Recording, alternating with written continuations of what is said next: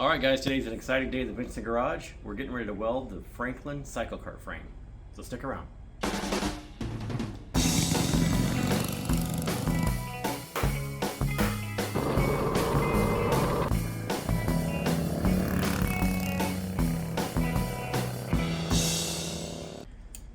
Okay guys, so this is pretty cool. We're getting ready to weld up our Edwardian CycleKart. This is a 1911 Franklin Model D race car. This is a very simple frame because cars back at this time were very simple. It's got a rear cross member that I've notched, and I've left a little bit of the steel on there so I don't have to cover this up later, so this look like all one piece when we're done. And the front has a cross member 7 inches back from the front, and this will give us room for the grill on the front of it and for our suspension bits.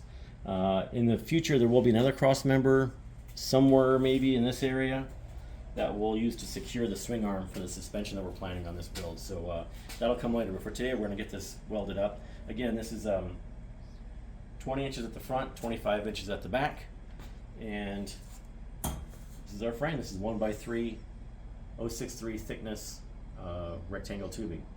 Using my Eastwood 175 MIG welder, and we're going to get this thing tacked up. Alright, so I know some of you guys have never welded before, and until I started building CycleKarts I hadn't either. So I went and got some decent gear. So these are Vulcan gloves used from Harbor Freight. I think this is from Harbor Freight. I think this is from Harbor Freight. Harbor Freight does make a pretty decent welder now, but at the time they didn't. So I got the Eastwood welder offline. I think I paid about $500 I think for that. It does not come with a tank kit to get your tank locally. So the MIG welder, this works best when you use some of this material here. This is called nozzle gel. It seems to keep the welds a little cleaner and keep your weld wire from sticking inside of there. So you just want to start with a clean wire.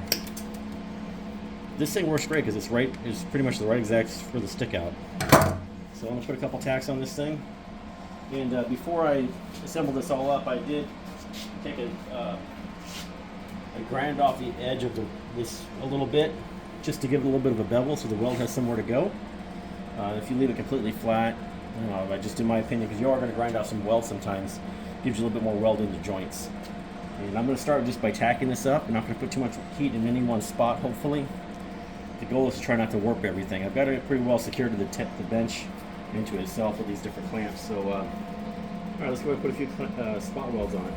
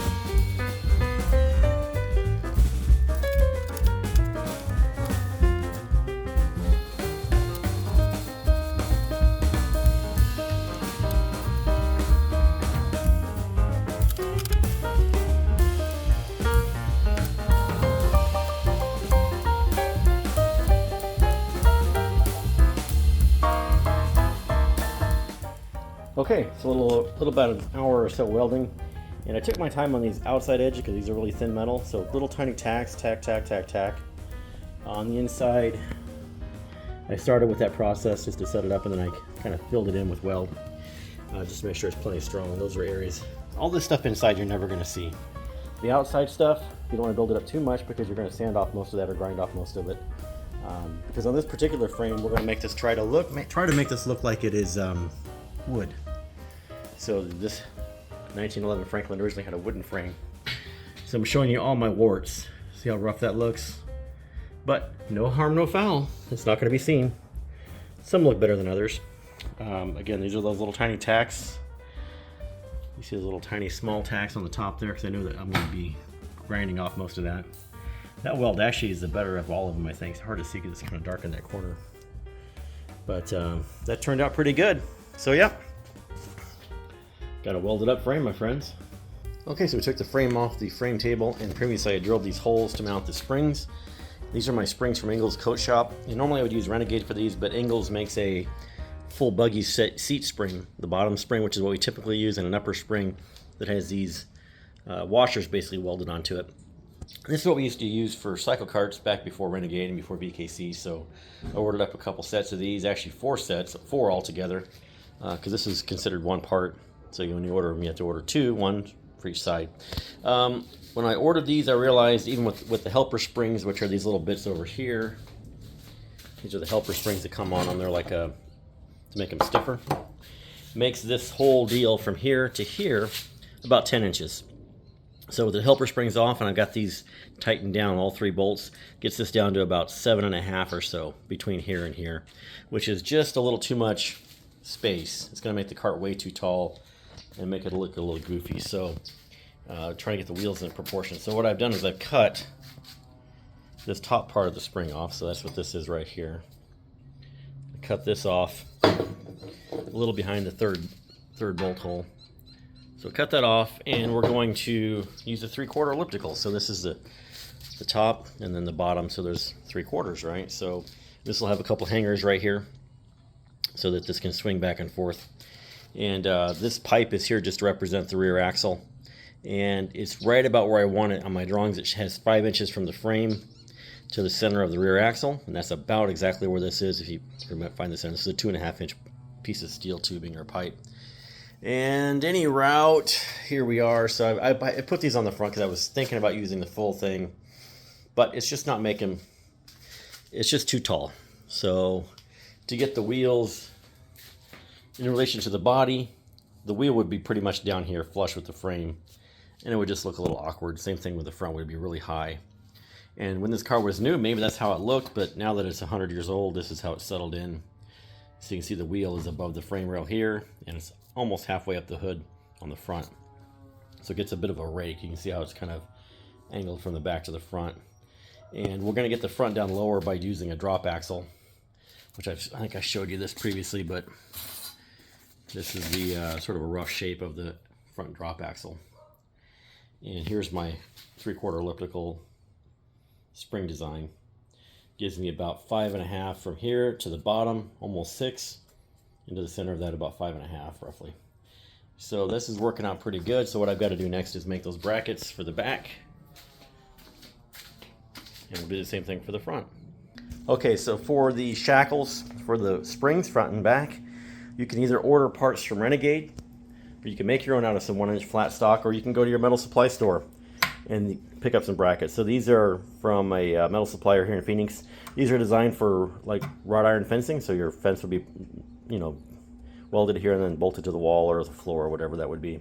So they have these ready-made brackets. They also have these ready-made plates. The holes are a little larger than I'd like, but they'll still work. I think I'm using a 5/16 bolt on most of these. That's what fits the spring holes, or the holes on the springs. So this is slightly bigger. At any rate, these are a lot cheaper. These were $10 for 10 of them, so $1 each. And these are from a previous project. This came off the Viscount Vincent. I'm using something different. I've modified them a little bit since then, but this is the same. You can see where the spring was mounted on there. So time to drill some holes. Okay, so I got the rear springs installed. So I got the shackles, a series of washers, and these bolts are 2.25 inch long, 5/16 thick. Get the bolt that fits your spring the best. And what I do is I mark the center line where the shackles are straight up and down. Some guys put them at an angle. This one's particularly going to be straight up and down. Just personal preference. I don't know if there's really a reason to do it either way. I've got the front holes drilled. You can see I've got the 5/16 hole drilled there. I marked the center line, carried that over to the other side, and drilled that hole as well. And I got the front springs already modified with that cut. So here's the shackle. Let's see if I can put this together while holding it. Yeah, I'm going to lose my feet. So, sorry. This is going to go right here.